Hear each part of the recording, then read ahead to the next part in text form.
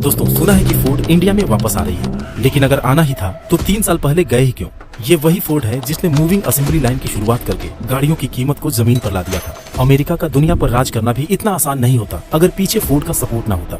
जो Hitler America से बेइंतहा नफरत करता था, वो भी हेनरी फोर्ड को अपना इंस्पिरेशन मानता था। और इसके पीछे की वजह जानते हैं दोस्तों, हेनरी फोर्ड में कुछ बड़ा करने का जुनून। न तो वो ज्यादा पढ़े लिखे थे और न ही उनके पास पैसे थे। जगह जगह नौकरी के लिए भटकते रहे और जब बड़ी मुश्किल से एक कंपनी की शुरुआत भी किए तो उन्हें अपनी ही कंपनी से बाहर निकाल दिया गया। और बावजूद उसके उन्होंने इतिहास की सबसे iconic car Ford model T बनाकर दिखाया। आज दुनिया की मोस्ट वैल्यूएबल कार कंपनीज में जगह रखने वाली फोर्ड मोटर्स ने एंडेवर, मस्टैंग और इको स्पोर्ट जैसी कार्स के जरिए क्वालिटी और भरोसे का एक नया स्टैंडर्ड सेट किया है। लेकिन फोर्ड के इंडिया से जाने के बाद लाखों इंडियंस का दिल टूट गया, क्योंकि ओपल, शेवरले, फिएट और मित्सुबिशी ने इंडिया छोड़ने के बाद कभी पलट कर नहीं देखा। तो फिर आखिर फोर्ड की वापसी के पीछे का राज क्या है? आज की वीडियो में हम फोर्ड कंपनी की पूरी जर्नी, चैलेंजेस, बिजनेस स्ट्रेटजीज और फ्यूचर प्लान्स को डिटेल में जानने वाले हैं। फोर्ड की कहानी शुरू होती है आज से लगभग 157 साल पहले, जब अमेरिका के मिशिगन में एक किसान के घर हेनरी फोर्ड का जन्म हुआ। अपने 6 भाई बहनों में वो सबसे बड़े थे और माँ बाप के साथ खेती बाड़ी का काम करते थे।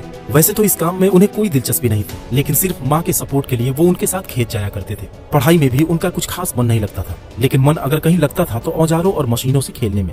एक बार जब 12 साल की उम्र में उनके पिता ने एक घड़ी गिफ्ट की, तो उसके फंक्शन को समझने के लिए हेनरी ने कई बार उस घड़ी को खोलकर उसे फिर से असेंबल किया, जिसके बाद वह किसी भी घड़ी को आसानी से रिपेयर कर लेते थे। लेकिन फिर एक ऐसा इंसिडेंट हुआ जिसने उनकी जिंदगी को एक डायरेक्शन देना शुरू किया। हुआ यूं कि स्कूल की एक ट्रिप के दौरान रास्ते में उन्हें पहली बार स्टीम इंजन वाला ट्रेन दिखा और वो ट्रेन हर पल उनके दिमाग में घूमने लगा। उनकी उम्र लगभग 15 साल की थी और उसी दौरान बीमारी की वजह से अचानक उनके माँ की डेथ हो गई। अब खेत में उन्हें अकेलापन महसूस होने लगा, क्योंकि अपने पिता से वह ज्यादा क्लोज नहीं थे और दूसरी तरफ बड़ा बेटा होने के नाते उनके ऊपर जिम्मेदारियां भी बढ़ने लगी। लेकिन हेनरी ने फैसला किया कि उन्हें ऐसी जिंदगी नहीं जीनी और घर छोड़कर वो अपने गाँव से 8 मील दूर डेट्रॉइट टाउन चले गए। दरअसल डेट्रॉइट स्टीम इंजन की वजह से एक इंडस्ट्रियल हब बनता जा रहा था, इसलिए हेनरी को भी आसानी से मैकेनिक की नौकरी मिल गई। कई अलग अलग स्टीम इंजन पर काम करते हुए हेनरी उनकी बारीकियों को सीखते रहे। लेकिन उसी दौरान 1889 में जब पहली बार निकोलस ओटो के 4 स्ट्रोक गैस इंजन को करीब से देखे तो हैरान रह गए, क्योंकि वो साइज में छोटा होने के साथ ही जल्दी स्टार्ट भी होता था और स्टीम इंजन से कहीं ज्यादा एफिशिएंट था। जहां स्टीम इंजन आधा घंटा स्टार्ट होने में ही ले लेता था, वहीं गैस इंजन स्पार्क प्लग की वजह से फौरन स्टार्ट हो जाता था। हेनरी समझ गए कि यह इंजन एक रिवॉल्यूशन लाने वाला है। लेकिन प्रॉब्लम ये थी कि हेनरी को स्पार्क प्लग या इलेक्ट्रिसिटी का कोई आइडिया ही नहीं था। वो सीधे थॉमस एडिसन की एडिसन एल्यूमिनेटिंग कंपनी गए और नौकरी के लिए अप्लाई कर दिए। दरअसल वो कंपनी स्टीम इंजन के जरिए डेट्रॉइट सिटी को पावर सप्लाई करती थी। हेनरी के टैलेंट को देखते हुए उन्हें फौरन बतौर इंजीनियर काम पर रख लिया गया और 1893 में वो प्रमोट होकर चीफ इंजीनियर बन गए। अब हेनरी के पास पैसा भी था और टाइम भी। उन्होंने गैसोलीन इंजन पर चलने वाली ऑटोमेटिक व्हीकल पर काम करना शुरू किया और 3 साल की कड़ी मेहनत के बाद 1896 में फोर्ड क्वाड्रीसाइकिल बनाने में सफल हो गए, जो एथेनॉल इंजन के साथ 2 गियर्स और 32 की मैक्सिमम स्पीड पर चलने वाला एक सिंपल सा 4 व्हीलर था। इस क्वाड्रीसाइकिल में काफी कमियां थी, जिसे दूर करके हेनरी ने इसे $200 में बेच दिया और उन पैसों से दूसरी और तीसरी क्वाड्रीसाइकिल पर काम करने लगे। और जब एक बार उन्हें अपने ऊपर पूरा कॉन्फिडेंस हो गया तो 1899 में उन्होंने जॉब से रिजाइन कर दिया। हेनरी अपनी खुद की एक मोटर कार कंपनी के लिए फंड जुटाने की कोशिश करने लगे, जिसके लिए कई बिजनेसमैन सामने आए, क्योंकि हेनरी के टैलेंट पर सबको भरोसा था। और पैसों का बंदोबस्त होते ही हेनरी ने डेट्रॉइट ऑटोमोबाइल कंपनी की शुरुआत कर दी। लेकिन उनके और बाकी स्टेक होल्डर्स के बीच मतभेद ये था कि हेनरी आम लोगों के लिए एक सस्ती कार बनाना चाहते थे, जबकि बाकी लोग डेट्रॉइट टाउन के प्रीमियम कस्टमर्स के लिए एक लग्जरी कार के फेवर में थे। हेनरी उनकी बात मानने के लिए मजबूर थे, क्योंकि कंपनी में उनका शेयर सिर्फ 15% का था। डिलीवरी वैगन के नाम से पहली कार मार्केट में उतारी गई, लेकिन उस लग्जरी कार के ज्यादातर पार्ट्स बनाने के लिए हेनरी के पास मशीनें ही नहीं थी, इसलिए वो दूसरी कंपनीज पर डिपेंडेंट थे।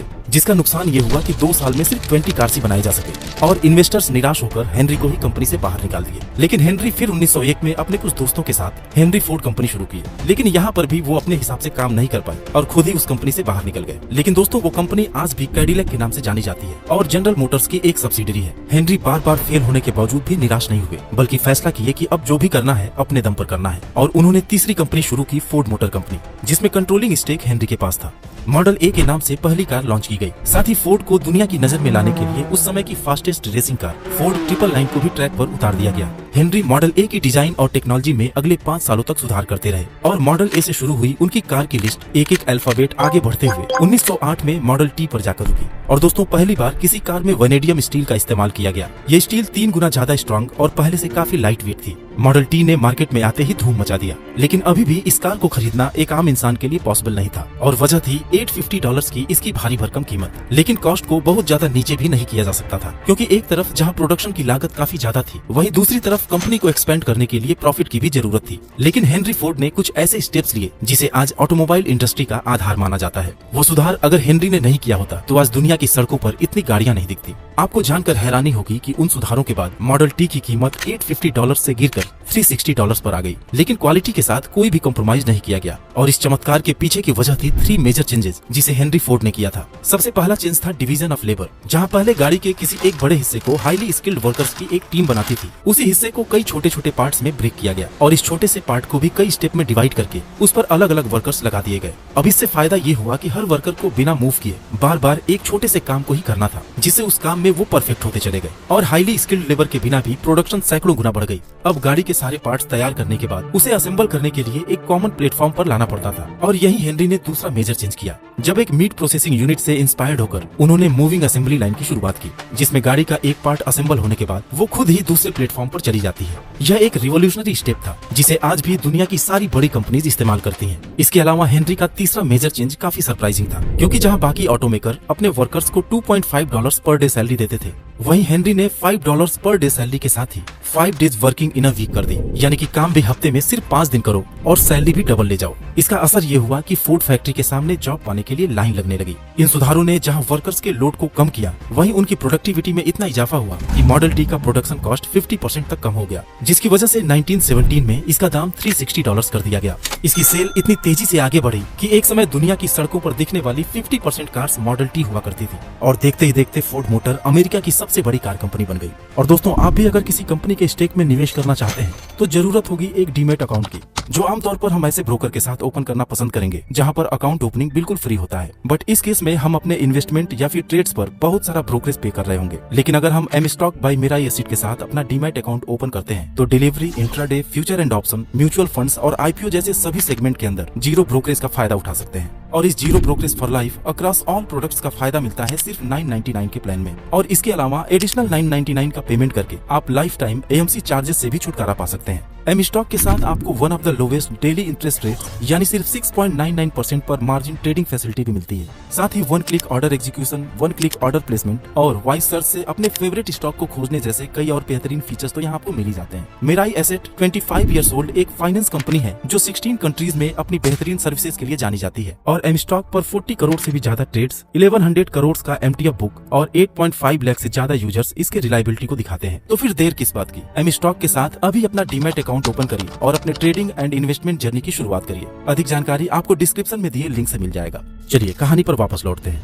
साल 1910 बढ़ती डिमांड को पूरा करने के लिए फोर्ड ने मिशिगन के हाईलैंड पार्क में सेकेंड प्लांट लगाकर 3 लाख से भी ज्यादा कार्स का प्रोडक्शन करना शुरू कर दिया, जो अमेरिका में बाकी ब्रांड्स के कुल प्रोडक्शन से भी ज्यादा था। फिर साल आया 1918, जब हेनरी ने अपने 26 साल के बेटे एड्सल फोर्ड को कंपनी का प्रेसिडेंट बना दिया, लेकिन कंट्रोल अभी भी अपने हाथ में ही रखा। फोर्ड की सक्सेस को देखकर शेवरले जैसे कार मेकर्स अधिक एडवांस्ड और लग्जरियस कार मार्केट में लॉन्च करने लगे, जो कहीं न कहीं फोर्ड के मार्केट शेयर को ही खा रहा था। और इस बारे में फोर्ड एग्जीक्यूटिव्स और खुद एड्सल फोर्ड ने कई बार हेनरी को आगाह किया, लेकिन वो तो मॉडल टी के नशे से बाहर निकलने को तैयार ही नहीं थे। लेकिन उनकी आंख तब खुली जब फोर्ड की सेल इतनी गिर गई कि मॉडल टी की असेंबली लाइन को ही बंद करना पड़ा। साल था 1920। हेनरी ने मार्केट को रिव्यू करने के बाद एक नए मॉडल पर काम करना शुरू किया और इसके साथ ही मिशिगन के रॉक रिवर में हाईलैंड पार्क से भी बड़े एक प्रोडक्शन यूनिट की नींव रखी, ताकि एक ही जगह टायर और ग्लास से लेकर गाड़ी के सारे पार्ट्स का प्रोडक्शन खुद किया जा सके। साथ ही दुनिया के अलग अलग 20 देशों में भी असेंबली प्लांट्स इस्टेब्लिश किए गए। और फिर सारी तैयारियों के बाद साल 1927 में फिर से मॉडल ए के नाम से ही एक नई कार लॉन्च की गई, लेकिन वो कार मॉडल टी की जगह नहीं ले पाई और धीरे धीरे फोर्ड की पकड़ अमेरिकन मार्केट में कमजोर होती चली गई। खैर, कंपनी अपने खोए हुए रुतबे को फिर से हासिल करने के लिए भरपूर कोशिश करती रही। 1932 में वो V8 इंजन को भी मार्केट में लेकर आए,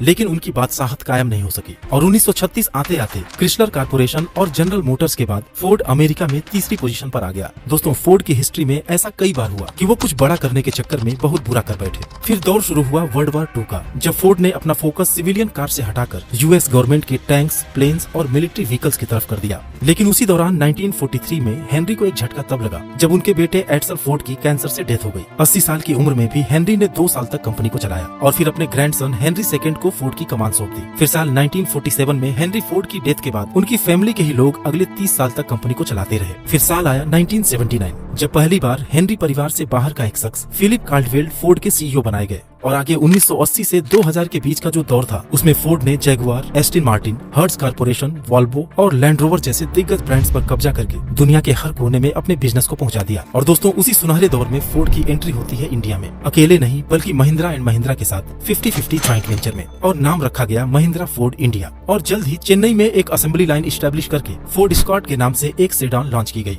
यह कार तो लोगों को कुछ खास पसंद नहीं आई, लेकिन फोर्ड को इंडिया में अपना फ्यूचर ब्राइट दिखा, इसलिए जेवी में अपना स्टेक 72% करके उन्होंने कंपनी का नाम फोर्ड इंडिया कर दिया और एस्कॉर्ट के बाद आइकॉन और 2003 में एंडेवर को लॉन्च किया गया। लेकिन दोस्तों आपको 2008 का वो मंदी का दौर याद होगा जब अमेरिकन ऑटोमोबाइल इंडस्ट्री तो खत्म होने की कगार पर पहुंच गई थी। फोर्ड के सारे बड़े एक्विजिशंस फ्लॉप होने लगे और उन्हें एक एक करके बेचने पर मजबूर होना पड़ा। Aston Martin, Volvo, Jaguar, land rover Ford के हाथ से सब निकल गए और इसी मुश्किल घड़ी में महिंद्रा भी जेवी से अलग होकर रेनो के साथ हाथ मिला लिया और लोगन को मार्केट में उतार दिया। खैर इन सभी परेशानियों से उबरने के बाद फोर्ड ने Figo, EcoSport, Aspire, Endeavour और मस्टैंग जैसी कार्स के जरिए इंडियन मार्केट में अपनी जगह बनाने की कोशिश करने लगा। दोस्तों फोर्ड आज भी हेनरी फोर्ड के उसूलों पर काम करती है, यानी कि बेहतरीन क्वालिटी, जेन्युइन प्राइस और एम्प्लॉय वेलफेयर। लेकिन आज के कॉम्पिटिटिव मार्केट में सिर्फ इनसे ही काम नहीं चलने वाला। फोर्ड ने कुछ ऐसी गलतियां की जिसकी वजह से उनका इंडिया में मार्केट शेयर 3-4% से ऊपर कभी नहीं गया और आखिरकार हार मानकर साल 2021 में वो इंडिया छोड़कर चले गए। और देखा जाए तो उनके जाने के पीछे मेनली 2 रीजंस थे। सबसे पहला रीजन तो ये था कि फोर्ड ने कभी इंडियन मार्केट को समझा ही नहीं, अपने हिसाब से गाड़ियां लॉन्च करते रहे। आपको शायद याद होगा कि इको स्पोर्ट से जब उन्होंने सब 4 मीटर सेगमेंट की शुरुआत की तब लोगों का जबरदस्त रिस्पांस मिला, लेकिन फोर्ड ने ना तो उसे अपडेट किया और ना ही इस कैटेगरी में कोई और गाड़ी लेकर आए। उनका पूरा फोकस फीगो और एस्पायर पर था। शायद वो मारुति की जगह लेना चाहते थे। नतीजा ये हुआ कि फीगो और एस्पायर तो फ्लॉप हुई ही, सब 4 मीटर सेगमेंट पर भी मारुति और ह्युंडई ने कब्जा कर लिया। और इंडिया छोड़ने के दूसरे रीजन की अगर बात करें तो वो थी फिजूल खर्ची। दोस्तों फोर्ड अपने सबसे बुरे दौर में भी 60,000 कार्स हर साल बेच रहा था, जो निसान, जीप और सिट्रोएन से काफी अच्छी थी और देखा जाए तो होंडा और रेनो से भी ज्यादा खराब नहीं थी। अगर वो सरवाइव कर सकते हैं तो फोर्ड क्यों नहीं। रीजन वही पुराना है दोस्तों,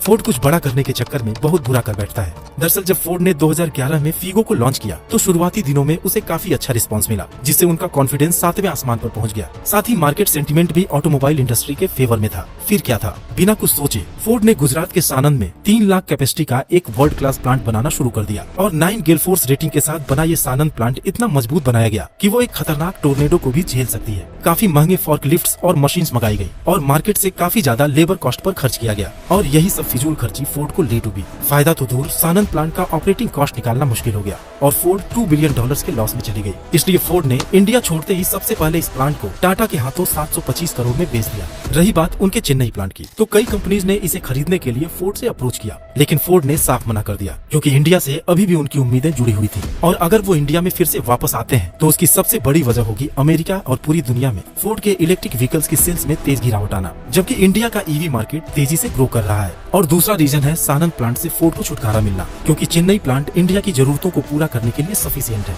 और अगर तीसरे रीजन की बात करें तो वो है फोर्ड की इंडिया में ब्रांड वैल्यू। शायद फोर्ड को जाने के बाद ये एहसास हुआ कि हम इंडियंस उनको बहुत पसंद करते हैं। उम्मीद है कि यह वीडियो भी आपको पसंद आई होगी।